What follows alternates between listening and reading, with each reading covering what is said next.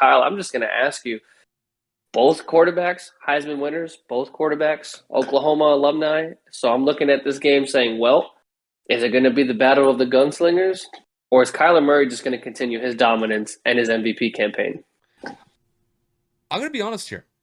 I think Cleveland's got a very good shot to win this game. And granted, I'm basing this off of what took place last week against the Chargers. I was very impressed with how the Browns were able to move up and down the field relatively easily against the Chargers. And I have to throw this out here. The Browns were the first team in NFL history to put up 500 yards of total offense, have 40 points scored, have no turnovers, and lose the game. I mean, that is just a very tough stat to kind of read at face value if you're a Browns fan, because offensively, they could not be stopped whatsoever. And it was just the defense that gave up damn near 50 points to the Chargers. I mean, the Chargers have one of the best offenses in the league, so I can kind of understand it, but still, giving up 47 points, that is really tough to get past. So I do expect a major bounce back game from that Browns defense in this upcoming matchup against the Cardinals. I believe that Myles Garrett and that pass rush that Cleveland missed last week against the Chargers, I think it's going to be able to step up in a big way. I don't know if they're necessarily going to get sacks. What they could do is just force Kyler off of his spot, force him to roll out of the pocket, and hope to God that he doesn't connect with either DeAndre Hopkins or Christian Kirk or whoever on just kind of like one of those trademark kind of like fadeaway passes that Kyler's kind of been known for throughout the early parts of his career. It's just, I like the offensive consistency that I'm seeing from the Browns at this point, and I just love the 1-2 combo that they have with Nick Chubb and Kareem Hunt. I think if the Browns offensive linemen are able to open up some run lanes for both of those guys, I feel like the Browns can control the tempo of this game, and it would keep Kyler Murray on the bench. I think that's really kind of the best formula that you could have moving forward if you're the Browns. And as long as Baker doesn't turn the ball over, I could see the Browns putting up 30 points against this Cardinals defense. And to flip it to the Cardinals, they weren't really impressive against the 49ers last week. Granted, it's a divisional matchup, and some of those games can be closer than I think some people can expect going into the game. But still, Kyler was able to hook up with DeAndre Hopkins when it mattered the most, and they were able to secure that victory with a 17-10 score. So I do think that the point of emphasis for the Cardinals in this game is we need to be more aggressive. We need to get off to a faster start. And I think that they will. It's just, I have a little bit more faith in the Browns this week to get the upset against the Cardinals. And I think it's going to come at a relatively close score. I think both teams are going to be able to score pretty effectively against both defenses. I'm going to say that the Browns are going to score 31 points, and I believe the Cardinals are going to score 27, but I do think that the Cardinals' undefeated season ends against the Browns, and I think the Browns need to get this one because they showed me that they are definitely one of the better teams in the AFC North, and they would definitely be at the top of that list if they were to get this upset against the Cardinals. But I definitely think that the Browns have the personnel to do it. It's just they can't turn the ball over, and they got to limit Kyler, and hopefully they're able to force some turnovers against that Cardinals offense. But I think it's definitely in the cards for the Browns to get this win. And Kevin, I'll kick it to you from here.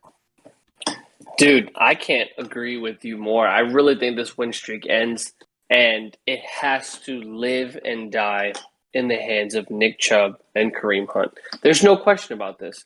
They're the literal best two tandem in the NFL, period, at the running back position. You have the power running of Nick Chubb, and then you have the elusiveness and pass catching ability that is Kareem Hunt, who is also capable of running between the tackles.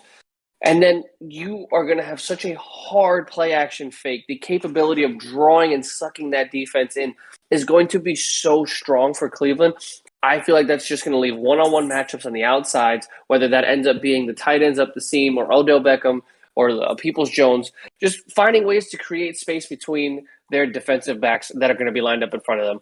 Obviously, I do believe, like Kyle said, that Myles Garrett and Jadeveon Clowney are going to get back to that pass rush in terms of getting able to put pressure on the quarterback, because we all know that Kyler Murray does most of his damage with his legs, whether once again similar to Lamar Jackson, whether that's extending the play or running himself with an RPO or just having a quarterback sneak or draw, should I say. And it's very well effective, and it does so much damage to a team, and it's so demeaning to know that a play will completely break down. You do whatever you need to do to close the pocket or just kind of make hell for him in that backfield, and then he gashes you for a 15-yard gain. 9 times out of 10, it's usually for like a first down or something of that magnitude. So I know that facing a mobile quarterback can be very demoralizing for a defense as a whole, but I think that Cleveland's going to be up to the task. And as long as you keep the ball out of Kyler's hands, that means that Arizona has to consistently play catch up. And that might force Kyler to make some of those turnovers that we know that he is prone to do sometimes when he gets pressured or when he falls behind early. So the running attack in terms of overall comparisons within the teams, obviously Cleveland has a better rushing attack in terms of their running back personnel. Since there really is a committee literally in Arizona between Kyler Murray, James Conner, Chase Edmonds, and just a litany of other players, there's not really much consistency, whereas that is Cleveland's strong suit. That is the bread and butter for the Cleveland Browns. And if that's going to end up making life easier for Odell Beckham, then so be it. My challenge here for the Browns is getting your biggest playmaker on the outside the ball more.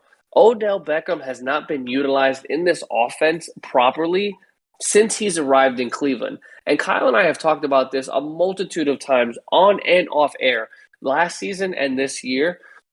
They don't use him properly. They don't use him right at all. Half the time, he doesn't even get looked at. He may get some targets here and there, but on some chump change plays or maybe some third down opportunities, they don't look at him in the red zone. They obviously don't look at him in long goal situations. So you look at Cleveland's front office and you say, well, why did you trade for him if you're not going to lose one of the most dynamic, if you're not going to use one of the most dynamic playmakers in the NFL right now? So I challenge Baker to give Odell those opportunities. Let him beat those one-on-one matchups since the run game should be your main focus. And let's really take the wind out of the sails for Arizona. Now, when you flip it to the opposite side, you do know that you're going to be able to tire this defensive line up, or should I say tire them out, with Kyler's ability to be elusive. And you obviously have a top 2, if not top 3 wide receiver on the opposite side of the field.